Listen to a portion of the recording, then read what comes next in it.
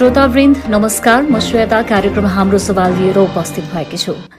श्रोतावृन्द कार्यक्रम हाम्रो सवाल हरेक शुक्रबार बिहान 7:30 बजेबाट 8 बजेसम्म ललितपुरको रेडियो कान्तिपुर 96.1 मेगाहर्ज र 101.8 मेगाहर्जमा पोखरा, नेपालगंज र धनगढ़ीमा सुन्न सकिन्छ। त्यसैगरी सोही समयमा नै सिन्धुपाल्चोकको रेडियो मेलम्ची 107.2 मेगाहर्ज, गोर्खाको चोइस एफएम 90.4 मेगाहर्ज, दोलखाको रेडियो सैलुङ 92.7 मेगाहर्ज, मकवानपुरको रेडियो शक्ति 103.4 मेगाहर्ज तथा मकवानपुरको रेडियो पालुङ 107.2 मेगाहर्ज, सिन्धुलीको रेडियो महाभारत 90.8 मेगाहर्ज, नुवाकोटको नुवाकोट एफएम 106.8 मेगाहर्जबाट एकै समयमा प्रसारण हुने गर्दछ भने शनिबार बिहान 8 बजेदेखि 8:30 बजेसम्म रेडियो धादिङ 106 मेगाहर्जमा पनि प्रसारण हुने गर्दछ।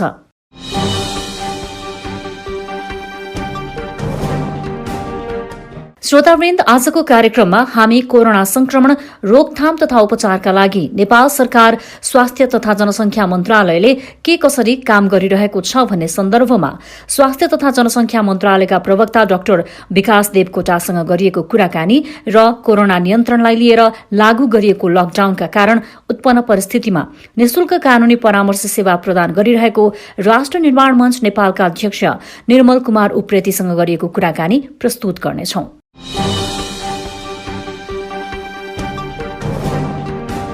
श्रोतावृन्द, लकडाउनका कारण हिँडडुल गर्न समेत नसक्ने अवस्था रहेको छ। यस्तो अवस्थामा न्यायिक उपचार पाउन समेत कठिन भइरहेको छ। यसै तथ्यलाई मध्यनजर गर्दै राष्ट्र निर्माण मञ्चले निशुल्क कानूनी सहायताका लागि क्रमशः 98 140 53 46 09, 98 511 564 र 98 46 070 471 नम्बरहरू उपलब्ध गराएको छ। यदि यो विपदको समयमा तपाईलाई पनि कुनै कानूनी परामर्शको आवश्यकता परेको छ भने यी नम्बरहरूमा सम्पर्क गर्न सक्नुहुनेछ।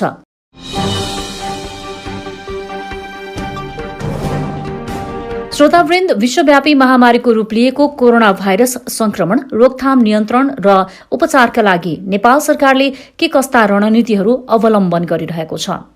स्वास्थ्य सम्बद्ध सम्पूर्ण पक्ष कोरोना भाइरससँग सम्बद्ध पक्षमा नै केन्द्रित भइरहेको समयमा स्वास्थ्य सेवाका अन्य कार्यहरू कसरी सञ्चालन भइरहेका छन् लगायतका विषयमा साथी ईश्वर दाहालले स्वास्थ्य तथा जनसंख्या मन्त्रालयका प्रवक्ता डाक्टर विकास देवकोटासँग गर्नुभएको कुराकानी कार्यक्रमको पहिलो प्रस्तुतिमा। कोरोना भाइरस नियन्त्रण, रोकथाम तथा उपचारको लागि नेपाल सरकार लगायत अब समग्र संरचना वा सरकारवालाहरूले काम गरिरहेको सन्दर्भमा विशेष गरी यो र्याब आरडीटी टेस्ट र पीसीआर टेस्ट परीक्षणको सन्दर्भमा मान्छेहरूलाई अलिकति बुझाइमा पनि समस्या रहेको र अहिले पछिल्लो समय विभिन्न अन्तर्राष्ट्रिय देशहरूले जुन यो आरडीटी टेस्टलाई बन्द गरेको, नेपालमा चाहिँ यसैलाई अलि बढी प्राथमिकता दिएको भन्ने खालको एउटा बुझाइ आइरहेछ। यो के हो, यस विषयमा प्रश्न पारिदिनुहोस् न। अब यो अहिले संसारभरि खास गरी यो दुईवटा विधिबाट यो कोरोना संक्रमणको लागि नमुना परीक्षण गरिन्छ। अब यो दुईवटा विधिहरूमध्ये पहिला पीसीआर विधिको कुरा गरौँ। यो पीसीआर विधि भाइरस पत्ता लगाउने एउटा रियल टाइम पीसीआर अन्तर्गत गरिन्छ। यो रियल टाइम पीसीआर भनेको सम्भावित संक्रमितको घाँटीको स्वाब लिएर परीक्षण गरिन्छ। यसमा भाइरस छ छैन पत्ता लाग्छ। भाइरस पत्ता लागिसकेपछि त्यसलाई संक्रमित भनेर भनिन्छ र त्यो व्यक्तिले अर्को व्यक्तिलाई सार्न सक्छ। यो विधि भरपर्दो छ, तर केही खर्चिलो छ अनि केही ढिलो पनि हुन्छ, समय पनि लाग्ने हुन्छ। तर नेपालको कुरा गर्दाखेरि हामीले पहिलो केस माघ 9 गते थाहा पाउँदाखेरि उहाँको परीक्षण बाहिर पठाएको अवस्था थियो। त्यसपछि हामीले यही नेपालमै राष्ट्रिय जनस्वास्थ्य प्रयोगशालामा पहिलो पटक सुरु गरेर अहिलेसम्म 16 ठाउँहरूबाट यो परीक्षण भइरहेको छ। दोस्रो भनेको आरडीटी हो। आरडीटी भनेको र्यापिड डायग्नोस्टिक टेस्ट भनिन्छ यसलाई। यो भनेको रगतको नमुना लिएर एउटा किटबाट त्यसको परीक्षण गरिन्छ। यो परीक्षण भनेको त्यो व्यक्तिमा भाइरसको विरुद्ध लड्न सक्ने शक्ति छ कि छैन, जस्तो हामीले इम्युनोग्लोबुलिन भन्छौँ, त्यो शक्ति छ कि छैन भनेर हेरिन्छ। यसले के पुष्टि गर्छ भन्दाखेरि ऊ व्यक्ति अहिले संक्रमित होइन, पहिला संक्रमित थियो, तर अहिले त्यो संक्रमणको बदलामा उसको शरीरमा रोगसँग लड्न सक्ने शक्ति आयो, जित्यो त्यसले त्यो रोगलाई भन्ने कुरा बताउँछ र त्यो व्यक्तिले अर्को व्यक्तिलाई यो अवस्थामा सार्दैन। यसमा चाहिँ आरडीटी पोजिटिभ आउँछ। अब किन यो गरिन्छ भन्दा पीसीआर भनेको अहिले संक्रमण छ कि छैन भनेर पत्ता लगाउनलाई हो, आरडीटी भनेको पहिला संक्रमण थियो कि थिएन भनेर पत्ता लगाउनलाई हो। अब आरडीटी किन अहिले गर्नु पर्यो त भन्दाखेरि यो कति बेला चाहिँ रोगसँग लड्न सक्ने शक्ति आउँछ भन्दाखेरि करिब हप्ता दिन पछि सुरु हुन्छ र 2 हप्ताको हाराहारी 3 हप्ता हुँदा यसको चाहिँ त्यहाँ 2 किसिमको एन्टिबडी भनेर हामीले भन्छौँ। जो रोगसँग लड्न सक्ने शक्ति त्यो 2 किसिमको हुन्छ, आइजीएम र आइजीजी भनेर भनिन्छ। त्यो आइजीएम चाहिँ अलि पहिला थाहा लाग्छ, आइजीजी अलि पछि मात्रै डेभलप, तर यो दुवै भनेको रोगसँग लड्न सक्ने शक्तिहरू हुन्। अब यसको लागि मास हिसाबमा सबैलाई गर्नको निम्ति र अहिले नेपालमा 15 दिनभन्दा बढी भइसक्यो भनौँ न, 2 हप्ता भन्दा बढी भइसकेको अवस्थामा यो विधिबाट गर्यौं भने के फाइदा हुने भयो त भन्दाखेरि पहिले उहाँहरू संक्रमित हुनुहुन्थ्यो वा हुनुहुन्न, एउटा फाइदा हुनुभयो। अर्को चाहिँ अहिले आरडीटी पोजिटिभ धेरैलाई देख्यो भने संक्रमितहरू धेरै आउनु भएको रहेछ, सायद अरूलाई पनि सार्नु भयो होला भनेर थाहा पाउन हामीले सहज हुन्छ। पीसीआरै गर्न राम्रो थियो, तर पीसीआर चाहिँ मासमा गर्नलाई अलि तकलिफ हुन्छ, अलि गाह्रो हुन्छ, असहज हुन्छ। त्यसले गर्दा विश्वकै सबै देशमा हेर्नुभयो भने यो दुवै प्रविधिबाट गरिन्छ। त्यसले गर्दाखेरि नेपालमा पनि अहिले भर्खर आएर हामी आरडीटी सुरु ढिलो गरेको कारण पनि यो हो। तर यसको मतलब यो होइन कि आरडीटी गरे पुग्छ, अब पीसीआर गर्नु पर्दैन, पीसीआर गर्नु हुँदैन भन्ने कुरा चाहिँ कदापि होइन। संक्रमण पत्ता लगाउनलाई अहिले पनि हामी पीसीआर गरिरहेका छौँ र पीसीआरको दायरा बढाउने नै हो। तर आरडीटी पनि इन्ट्रोड्युस गर्नुपर्ने हुन्छ, किन भन्दा धेरै मान्छेलाई संक्रमण छ कि छैन भनेर पत्ता लगाउन सहज हुन्छ। एक दोस्रो चाहिँ व्यक्तिहरू विदेशबाट आएको 2 हप्ता भइसकेको हुनाले अब 2 हप्ता पछि न त्यो चाहिँ एन्टिबडी पत्ता लाग्ने हो, रोगसँग लड्न सक्ने शक्ति हुने हो। त्यसकारण त्यो शक्ति पहिला पत्ता लगाउनलाई त आरडीटी गर्ने अहिले नै हो। त्यो हिसाबले दुवै द्रुत गतिमा गर्नु सक्छ। तपाईले पीसीआर मेसिनको कुरा गर्नुभयो भनेको पहिला हामी कुन अवस्थामा थियौं भन्दा विदेशी मुलुकमा रहेका प्रयोगशालाहरूसँग निर्भर हुनुपर्ने अवस्था थियो। जतिखेर कोरोनाको विश्वव्यापी संक्रमणको सुरुवात भएको थियो वा भन्दाखेरि नेपालमा पनि पहिलो कोरोना बिरामी जो बाहिरबाट आउनु भएको थियो देखिनु भएको थियो र अहिले हामी देशका विभिन्न ठाउँमा पीसीआर परीक्षण गर्न सक्ने भयौं भनिरहँदा जस्तै प्रदेश नम्बर 2 को प्रादेशिक प्रयोगशालाको विषयमा विभिन्न प्रश्नहरू उठे। उसले नेगेटिभ भनेको कुरा टेकुमै पठाउनु पर्ने, अनि टेकुले पोजिटिभ हुने, अहिले तत्कालै रौतडमा देखिएको एउटा केसमा पनि त्यस्तै भयो, अगाडि पनि जस्तै सर्लाहीको धनकौलमा देखेको अहिले नारायणी अस्पतालमा उपचार भएको त्यस्तै रह्यो भनियो। त्यसैगरी गण्डकी अस्पतालहरूको सवालमा पनि यस्ता कुराहरू आए। यसको विश्वसनीयतासँग जोडिएको विषय अर्थात यसको यो सवालसँग जोडिएको विषयमा मन्त्रालयले कसरी काम गरिरहेको छ, के गर्दैछ? अब यो पीसीआर को जुन मेसिनहरूको कुरा छ, अब मेसिनहरू बाहिरबाट आएको मेसिनहरू, उनीहरूको चाहिँ त्यो मेसिनमा लाग्ने रिएजेन्टहरू, त्यसमा लाग्ने केमिकल्सहरूको म्याच गर्नुपर्छ। त्यो म्याच गरेर हामी पठाउँछौँ र 5वटा जुन पीसीआर विभिन्न ठाउँमा हामीले पठायौँ, यो चाइनाबाट आएको जुन चाहिँ पोर्टेबल भनौँ न होइन, बोक्न सकिने सानो मसिन, त्यसमा पठाएको हो। यहाँले जनकपुरको कुरा गर्नु खोज्नुभयो होला। अब त्यो गर्दाखेरि केही मसिनहरूमा त्यो क्यालिब्रेसनको कुरा, त्यसपछि अब जस्तो एउटा सानो उदाहरण भनौँ न, एउटा ल्याबले यस्तो विधि हो कि पोजिटिभ नेगेटिभ भन्नलाई केही कन्ट्रोल मेकानिजम पनि हुन्छ। जस्तो उदाहरणको लागि हामीले पनि यो राष्ट्रिय जनस्वास्थ्य प्रयोगशालामा पनि सुरुमा हामीले करिब 10% नमुनाहरू विदेशै गरेर क्रस चेक गरेका थियौँ। त्यो क्रस चेक गर्नु पर्छ पोजिटिभ आएकोलाई, त्यसकारण पोजिटिभ आएकोलाई फेरि अन्त पनि गर्ने त्यो हिसाबले हो। तर यदि धेरै पोजिटिभ हेऱ्यो, धेरै नेगेटिभ हेऱ्यो एउटै ल्याबले भने त्यो निपुण हुन्छ, त्यसलाई चाहिँ क्वालिटी कन्ट्रोल भएको मानिन्छ र आफै पनि रिजल्टहरू दिन। त्यही परिप्रेक्ष्यमा सुरुमा जनकपुरबाट आएको केस 2टा यहाँ चाहिँ पोजिटिभ भएको भन्ने कुरा हो। तर त्यो भन्दैमा अब चाहिँ त्यो मेसिनै छ वा चाहिँ त्यो विधि नै खराब हो भन्ने कुरा होइन। तर पनि हामीले जुन त्यो सानो मसिन पनि थियो, ठुलो पनि चाहिने होला र त्यो आधारमा उहाँहरूले नगरिसकेपछि, खासमा मलाई जहाँसम्म मेरो जानकारीमा छ अहिले 3-4 दिन भयो त्यहाँ चाहिँ टेस्ट भएको छैन भनेर मैले सुनेको छु। अब यो आधारमा अहिले हामीले के गरेका छौँ त भन्दाखेरि त्यो मेसिनलाई काठमाडौँ ल्याउनु पत्राचार सम्बन्धित प्रयोगशालाबाट, हाम्रो केन्द्रीय प्रयोगशालाबाट भइसकेको छ। त्यसमा अर्को मेसिन पठाउने चाहिँ हामीले प्लान गरिरहेका छौँ। जान्छ यो अहिले अब समग्र विश्व नै कोरोना संक्रमण नियन्त्रणको लागि लागेको बेलामा अब हाम्रो जस्तो तेस्रो विश्वको मुलुकले पनि समग्र शक्ति यसैमा केन्द्रित गर्नु अस्वाभाविक होइन। तर यो सँगसँगै अहिले WHO ले पनि विश्व स्वास्थ्य संगठनले पनि के चिन्ता जाहेर गर्यो भने सबैको स्वास्थ्य सम्बद्ध सबैको ध्यान कोरोना अर्थात COVID-19 मा केन्द्रित भइरहँदा अरू जेनरल हेल्थ चेकअपका कुरा खोपका कुराहरूमा चाहिँ बढी जोखिम हुने अर्थात व्यक्तिले दोहोरो जोखिम मोल्नु पर्ने र दोहोरो क्षति हुने सम्भावना छ भन्ने ढंगले WHO ले नै बोलेको छ। र नेपालको सन्दर्भमा पनि कतिपय ठाउँमा हेर्दा अन्य बिरामीहरूलाई पनि 3-4 वटा अस्पतालमा दौडाउनु परिरहेको अवस्था पनि विभिन्न सञ्चार माध्यमहरूबाट सार्वजनिक भएको छ। अस्पतालले लिन नमानेर ज्वरै नआएको बिरामीलाई पनि त्यो लिन नमान्ने कतिपय साना अस्पतालहरू बन्द समेत रहेको समाचारहरू पनि आइरहेको छ। यो जुन जेनरल पब्लिक को कुरा छ, जेनरल पब्लिक हेल्थसँग जोडिएको पाटोमा तपाईहरुको रणनीति के छ, कसरी काम गर्दै हुनुहुन्छ? अब यो एकदम सही कुरा उठाउनु भएको छ। जस्तो जुन COVID-19 भनौँ न, यसको संक्रमण नेपालमा देखिएसँगै सबै व्यक्तिहरू संक्रमितको आशंकामा विभिन्न अस्पतालहरूले ज्वरो आएको, खोकी लागेको वा यहाँले भने जस्तै यो दुवै नभएकोलाई पनि अलिकति नहेरेको अवस्था सुरुमा हामीलाई पनि नोटिस भएको थियो। त्यो आधारमा हामीले दुईटा काम गर्यौं। एउटा के गर्यौं त भन्दाखेरि उहाँहरूलाई अनुगमन गर्ने विभिन्न काउन्सिलहरू मार्फत र ट्र्याकमा ल्याउने एउटा काम गर्यौं, जसमा केहीलाई स्पष्टीकरण पनि सोधेर यसो गर्नु हुँदैन भनेर फेरि सही रूपमा काम भइरहेको पनि अवस्था हो। एउटा त्यो पाटो हेर्यौं। अर्को के गर्यौं त भन्दाखेरि यतिले मात्र त भएन।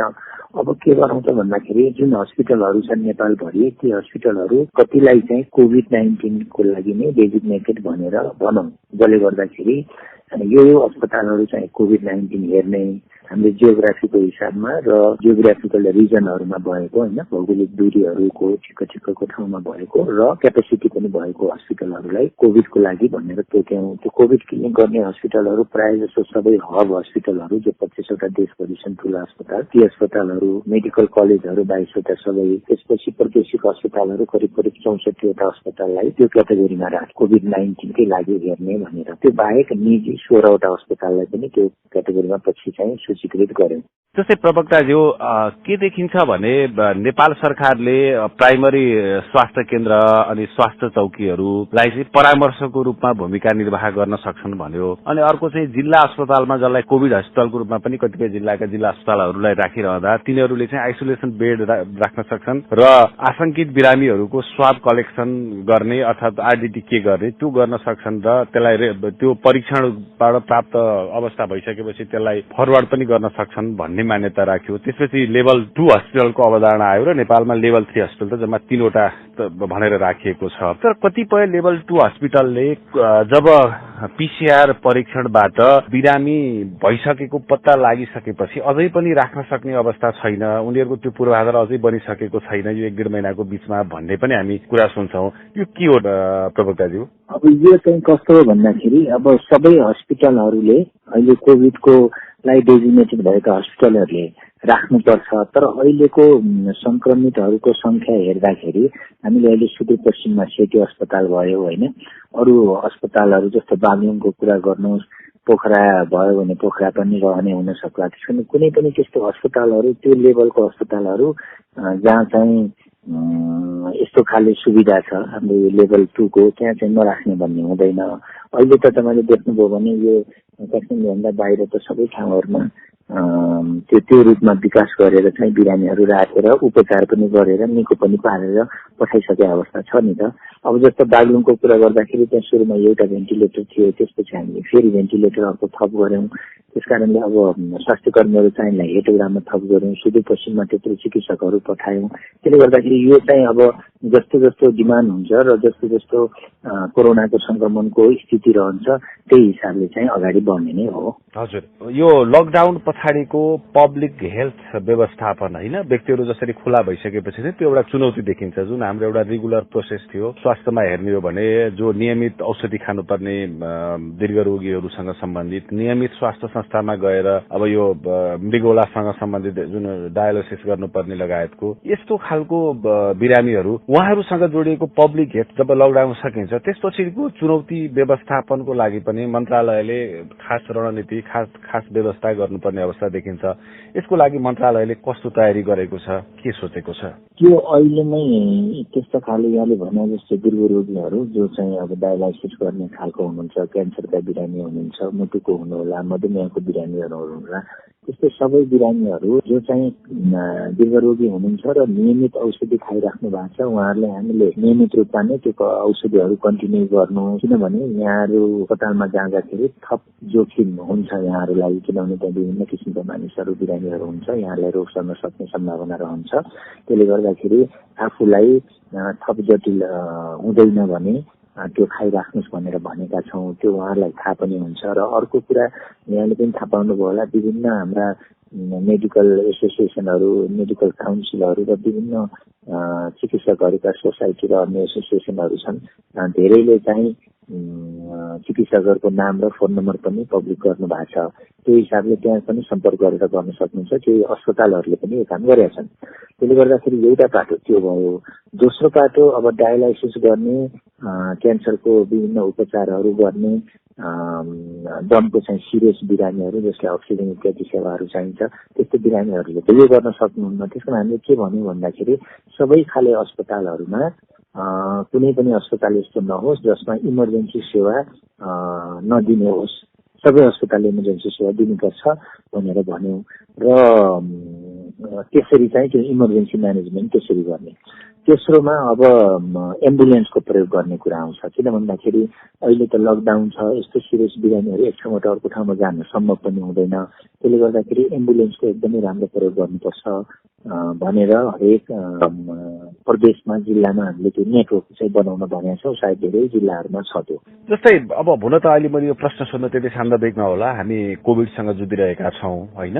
भूकम्प पछाडिको अवस्थामा नेपालले 2072 सालमा यो डिजास्टर म्यानेजमेन्ट र मास क्याजुअलिटी म्यानेजमेन्ट कसरी गर्ने भन्ने कतै न कतै एउटा पाठ र जुन यो हामी वैश्विक महामारी यो कोरोनाकोमा परिसकेपछि धेरै त्रुटिहरू अर्थात् हाम्रो स्वास्थ्य क्षेत्रका विभिन्न कमजोरीहरू अर्थात् केही सबल पक्षहरू पनि उजागर हुन पुगेका छन्। जस्तै प्रदेश नम्बर 2 मा मैले फेरि जनकपुर प्रदेश नम्बर फेरिकै कुरा गर्दैछु। अहिले पनि सरकारी हस्पिटलको तथ्याङ्क हेर्ने भने करिब 60 लाख जनसङ्ख्या भएको क्षेत्रमा सरकारी अस्पतालमा 7 वटा मात्रै भेन्टिलेटर छ भन्ने हामी तथ्याङ्क देख्छौँ होइन। अन्य प्रदेशहरूमा पनि तुलनात्मक रूपमा हामी त्यो अवस्था देख्छौँ। काठमाडौँ छाडेर अर्थात् बागमती प्रदेश छाडेर हेर्ने हो भने यसले हामीले अहिलेको अवस्थामा बाट हामीले सिक्नुपर्ने कुरा अर्थात् त्यस्तो नोटिस गर्नुपर्ने कुरा हामीले एउटा आगामी दिनमा चाहिँ स्वास्थ्यको यस्तो रणनीति अवलम्बन गर्नुपर्छ। तथापि स्वास्थ्य मन्त्रालयले रणनीति बनाएरै कार्यान्वयन गरेको छ, बनाउनु पर्छ भन्ने कुरा त्यस्तो अनुभूति गर्ने ठाउँमा हामी छौँ कि छैनौँ प्रवक्ताज्यू? हामीले सुरुमै के भन्यौँ भन्दाखेरि कम्तीमा पनि 1000 बेडको क्वारेन्टाइन आइसोलेसन जे भनौँ अहिलेलाई तयारी अवस्थामा हाम्रो 1000वटा बेड एटलिस्ट कम्तीमा पनि उपत्यकाभित्र रहनुपर्छ भन्यौँ। अहिले त्यो बेडहरू आउने क्रम सुरु हुन लाग्छ होइन। अब जसले गर्दाखेरि हाम्रो 1000 बेडको क्यापासिटी बढ्ने भयो। हामीले अर्को के भन्यौँ, साँच्चीकै यस्तो भयो भने कतिजना जति बिरामी हुन सक्छ, कतिलाई आइसियु चाहिन्छ भनेर पहिले नै 235 वटा आइसियु जसमा 120 वटा उपत्यका र 115 वटा उपत्यका बाहिर आइसियुको बेडहरू तयार गर्नुपर्छ भनेर हामीले चाहिँ त्यो रणनीति मार्फत बेडहरू आइरहेछ, तयारहरू हुँदैछ। भनेदेखि हामीले तयार नगरेको वा भन्नाले हुन्छ नि तपाईँले जुन उठाउनु भएको क्वेसन हो के पाठ सिक्ने त भन्दा अर्को एउटा के भन्यो भने काठमाडौँमा त देशभरिमा एउटा मात्र हामीसँग सरुवारोग अस्पताल, त्यो पनि टेकुमा कन्जेस्टेड हिसाबले बसेको एउटा अस्पताल छ भनेपछि त्यसलाई अपग्रेड गर्नु एकातिर छ भने अर्को चाहिँ अलि खुल्ला ठाउँमा अर्को कुनै एउटा सरुवारोग अस्पताल यस्तै खाले बनाउनु पर्छ है भनेर 300 बेडको एटलिस्ट एउटा अस्पताल हुनुपर्छ भन्यौँ। त्यसै गरी प्रदेशमा प्रदेश स्तरीय सबै प्रदेशहरूमा कम्तीमा पनि एउटा प्रदेश स्तरीय प्रयोगशाला हुनु पर्यो जहाँ कम्तीमा पनि यस्तो खाले परीक्षणहरू हुनुपर्छ भनेर त्यो चाहिँ सुरु गरेका छौँ। अहिले जुन वर्ल्ड ब्याङ्कले दिएको हामीलाई सहयोग छ, एडिपीले दिन थालेको सहयोग छ, सबै त्यो सहयोगहरू त्यसमा केन्द्रित गरिरहेका छौँ। त्यसै गरी हरेक प्रदेशमा कम्तीमा 50 बेडको एउटा यस्तै खाले सरुवारोग अस्पताल हुनुपर्छ भनेर त्यसमा पनि काम गरिरहेका छौँ। यो एउटा सिकाइ हो। एउटा सिकाइ हो।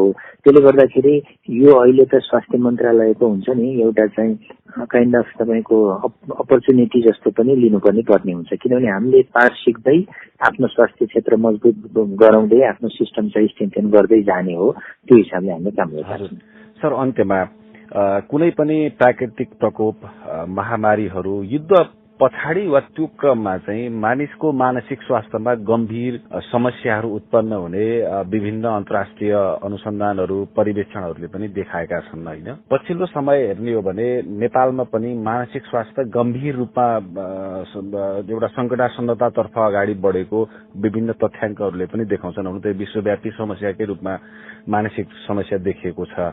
यो अहिले जुन मान्छे घरमा थन्किनु पर्ने, घरमै बस्नु पर्ने होइन, अब कतिपय घरायसी बेमेलको बीचमा पनि त्यसमा व्यवस्थापन गर्नुपर्ने चुनौती छ, अनि आर्थिक व्यवस्थापनमा पनि मान्छेलाई धेरै गाह्रो परेको छ। समग्र पक्षमा व्यक्तिले कतै न कतै निराशाको अनुभूति गर्नु बाध्य हुने जुन एउटा परिस्थिति निर्माण भएको छ, यस्तो बेलामा मनोसामाजिक परामर्श अर्थात् मानसिक स्वास्थ्यलाई पनि त राज्यले भनौँ अर्थात् स्वास्थ्य मन्त्रालयले केन्द्रमा राख्नुपर्ने हुन्छ।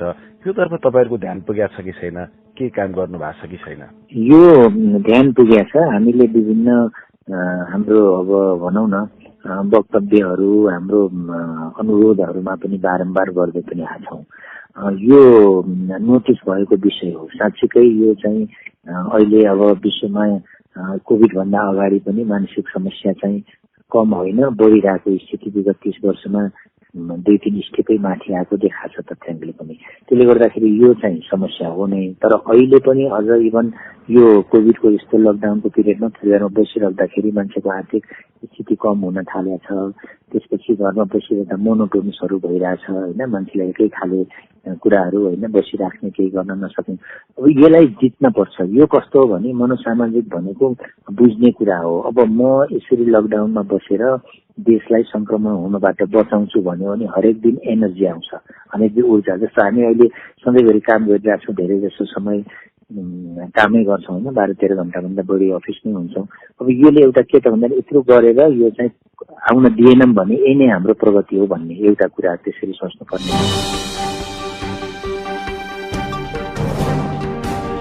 उहाँ हुनुहुन्थ्यो स्वास्थ्य तथा जनसङ्ख्या मन्त्रालयका प्रवक्ता डाक्टर विकास देवकोटा। श्रोतावृन्द, लकडाउनका कारण हिँडुल गर्न नसक्ने अवस्थामा हामी छौं। यस्तो अवस्थामा न्यायिक उपचार पाउन समेत यति बेला कठिन भइरहेको छ। यसै तथ्यलाई मध्यनजर गर्दै राष्ट्र निर्माण मञ्चले निशुल्क कानूनी सहायताका लागि क्रमशः 98 140 53 46 09, 98 511 564 र 98 46 070 471 नम्बरहरू उपलब्ध गराएको छ। राष्ट्र निर्माण मञ्च नेपालले के कस्ता कानूनी परामर्श सेवा उपलब्ध गराउँछ, यो सेवा के कस्ता व्यक्तिहरूले उपयोग गर्न सक्छन् लगायतका विषयमा राष्ट्र निर्माण मञ्च नेपालका अध्यक्ष निर्मल कुमार उप्रेतीसँग साथी ईश्वर दाहालले गर्नुभएको कुराकानी अबको प्रस्तुतिमा।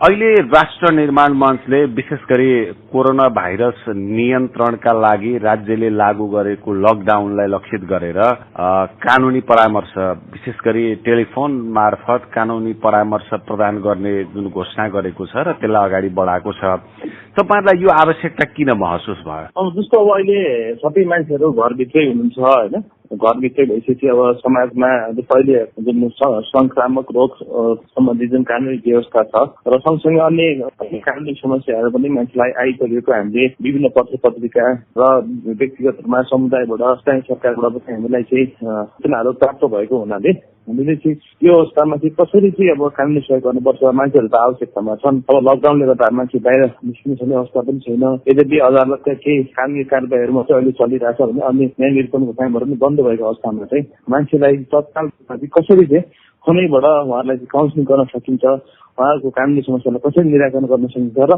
भावी दिशा कसरी देखाउन सकिन्छ भन्ने सोचेर नै यो कानुनी परामर्श काम हामी सुरुवात गरेका हौँ। लकडाउन कार्यान्वयन भइरहेको चरणमा हेर्ने हो भने अदालती प्रक्रिया होइन, अनि जुन कानुनी उपचार सम्बद्ध धेरै क्षेत्रले काम गर्न नसक्ने अर्थात् त्यहाँसम्म मान्छेको पहुँच पुग्न नसक्ने अवस्था छ। तपाईहरुको परामर्शले सम्बन्धित व्यक्तिलाई कहाँनिर बेनिफिट हुन्छ भन्न आँटेको आशा, उसले त कानुनी उपचार पाउनुपर्ने हो, कानुनी सवाल भनेको न्याय पाउनुपर्ने हो। तपाईहरुको प्रयत्न प्रयत्नले यो आम समुदायलाई हुने फाइदा के? हाम्रो प्रयत्नले हुने फाइदाहरू चाहिँ जस्तो के छ भने अब मान्छेलाई घरै बस्दा नि अब घरेलु हिंसाको कुरा पनि बढी आइरहेछ मान्छेलाई। त्यसै गरी अरू अन्य मान्छेको ब्याङ्किङ समस्याहरू भइरहेको होला। अब धेरै मान्छेले चाहिँ अब वैदेशिक रोजगारबाट फर्किन चाहनु भइरहेछ। विभिन्न कम्पनीहरू समस्या क्रिएट गरिरहेछ, उहाँहरूलाई चाहिँ फर्किन गाह्रो भइरहेछ। उहाँहरूको कन्ट्र्याक्टको कुराहरू पनि छ। यस्ता यावत समस्याहरू चाहिँ हामीले पाइरहेछौँ र त्यो पाइरहेको समस्यालाई हामी त्यही पुग्न सक्दैनौँ र जो सम्बन्धित सरकारवालाहरू हामीसँग पहुँच गर्न सक्नुहुन्न। तर हाम्रो यो टेलिफोन फोन सम्पर्कबाट अथवा उहाँहरूलाई फेसबुक अन्य मार्फतबाट चाहिँ उहाँहरूलाई सुझाव दिँदाखेरि चाहिँ पक्कै पनि उहाँहरूले चाहिँ अब यसलाई चाहिँ कसरी बाटो कसरी गर्न सक्नुहुन्छ भन्ने कुराहरू सक्नुहुन्छ। जस्तो अहिले अब घरेलु हिंसाको कुरा आयो भने मान्छेले अहिले प्रहरीमा उजुरी गर्न सक्ने स्थानीय सरकारमा त छ नि कानुनी व्यवस्था। हामी त्यहाँ पुग्न नसके पनि उहाँले चाहिँ त्यो नजिकको प्रहरी अथवा चाहिँ स्थानीय तहसँग चाहिँ उहाँले एप्रोच गर्न सक्नुहुन्छ। जस्तो मान्छेहरूको चाहिँ कन्ट्र्याक्चुअल इस्युहरू हुनसक्छ, मान्छेको करारको समस्याहरू छ भने उहाँले त्यो करारहरू हामीलाई चाहिँ पठाउनु भयो भने हामीले कसरी चाहिँ त्यो करारको चाहिँ के छ व्यवस्था र तपाईँले यस्तो अवस्थामा कसरी यो कानुनी समस्यालाई चाहिँ निवारण गर्न सक्नुहुन्छ लगायतको समस्याहरू हामीले उहाँलाई समाधानको बाटोहरू पहिलाइदिन सक्छौँ। र हामी लकडाउन खुलिसकेको छ चाहिँ तपाईँ यो गर्न सक्नुहुन्छ भनेर उहाँलाई चाहिँ सुझाव पनि हामीले दिन सकेपछि हामीले यो अगाडि बढाइरहेको छौँ। हजुर, अहिलेसम्म सम्पर्क आएको छ कानुनी परामर्शलाई लिएर तपाईँहरूको सम्पर्कमा व्यक्तिहरू आउनु भएको छ? यदि आउनु भएको छ भने कस्ता खालका केसहरू आएका छन् बढी? विशेष गरी अब यो मान्छेको यो जग्गा जमिनको समस्या भएको, केही घरेलु हिंसाको र वैदेशिक रोजगारमा चाहिँ समस्या परेका व्यक्तिहरू हामीसँग आउनुभएको छ। अन्त्यमा जस्तै राष्ट्र निर्माण मञ्चले विशेष गरी अधिकारको क्षेत्रमा काम गरेको छ र त्यसमा पनि माइनोरिटीमा परेका जनताहरू जो अल्पसंख्यक तथा सीमान्तकृत समुदायहरूको मानवाधिकारदेखि विभिन्न क्षेत्रमा अर्थात् मानव बेचबिखनका क्षेत्रमा काम गरेको छ र सँगसँगै 2072 सालको विनाशकारी भूकम्प गइसकेपछि पुनर्निर्माण प्रक्रिया सुरु भयो र उक्त पुनर्निर्माण प्रक्रियामा सहभागी भएका व्यक्तिहरूलाई कानुनी र व्यावहारिक क्षेत्र सम्बद्ध परामर्शहरू यहाँले प्रदान गर्ने आउनु भएको छ। लकडाउनले पुनर्निर्माण पनि बन्द भयो र अब परिदृश्य के देखिन्छ भने यो लकडाउन पछि पनि सहज ढंगले मास भेला भएर काम गर्न सक्ने अवस्था बनिहाल्ला भन्न सकिने अवस्था पनि छैन। तपाईहरुको आगामी काम कसरी अगाडि बढाउनुहुन्छ, के भन्नुहुन्छ यस विषयमा? हामीले चाहिँ अब दुई तीनवटा चाहिँ रणनीतिबाट हामीले काम गरिसकेका छौँ। विशेष गरी चाहिँ अब व्यक्तिलाई हामी अब ठुलो मास जम्मा गरेर केही समय चाहिँ रहने विभिन्न अब WHO को पनि प्रशिक्षणले पनि त्यो कुरा भनिरहेको छ भने अब त्यस्तो अवस्थामा चाहिँ हामीले चाहिँ एउटा दूरीलाई कायम गर्दै भौतिक दूरीलाई कायम गर्दै र उहाँहरूसँगलाई चाहिँ प्रत्यक्ष भेटेर एक एकजना गरेर अथवा समूहमा नभएर एक एकजना रूपमा गएर चाहिँ उहाँहरूकै स्थानीय जम्मा गरेर चाहिँ हामीले कसरी सहयोग गर्छौँ भन्ने विषयमा हामीले सोचेका छौँ भने अन्य चाहिँ अब जस्तो टेलिफोनबाट परामर्श दिने, इन्टरनेट मार्फतबाट पनि उहाँले परामर्श दिने र सँगसँगै जस्तो अहिले मान्छेको यो पुनर्निर्माणको सम्बन्धमा पनि अहिले धेरै अब काम रोकिएको अवस्था छ र आगामी दिनमा चाहिँ विशेष मान्छेहरूको पुनरावेदनको कुराहरू चाहिँ धेरै आइरहेको छ र पुनरावेदनलाई चाहिँ हामीले मासमा एउटा ठुलो जमादार नभएर चाहिँ जो सम्बन्धित व्यक्ति जसलाई पुनरावेदन गर्नुपर्ने थियो जसलाई कानुनी उपचार चाहिन्छ उहाँहरूलाई चाहिँ एक एकजना गरेर भेटेर चाहिँ कार्यालयहरूबाट र सम्बन्धित ठाउँमै पुगेर पनि हामीले चाहिँ उहाँहरूलाई सहयोग गर्ने र विशेष गरी जो चाहिँ सरकारबाट रहनु भएको छ, जो चाहिँ नीति निर्माणमा उहाँहरूसँग भेटेर चाहिँ जो चाहिँ भूकम्प पीडितहरू र अन्य कुनै पनि किसिमको कानुनी समस्या परेको व्यक्तिहरूलाई चाहिँ सम्बन्धित सरकारवालाहरूसँग पुऱ्याएर उहाँहरूको कुराहरू पुऱ्याइदिएर एउटा चाहिँ एडभोकेसीको माध्यमबाट पनि उहाँहरूलाई सहयोग गर्ने हामीले सोचेका छौँ।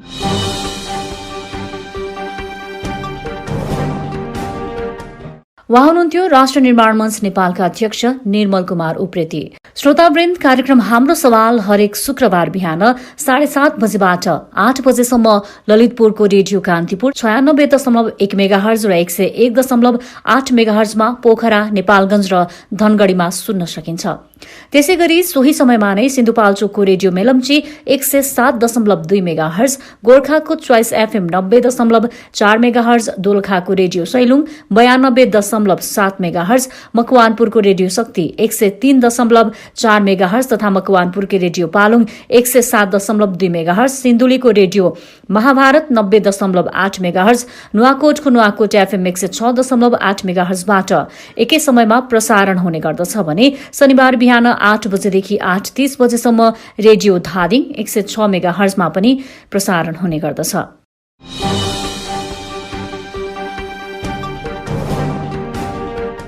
श्रोतावृन्द, आजको हाम्रो सवालको समय यही सकिएको छ।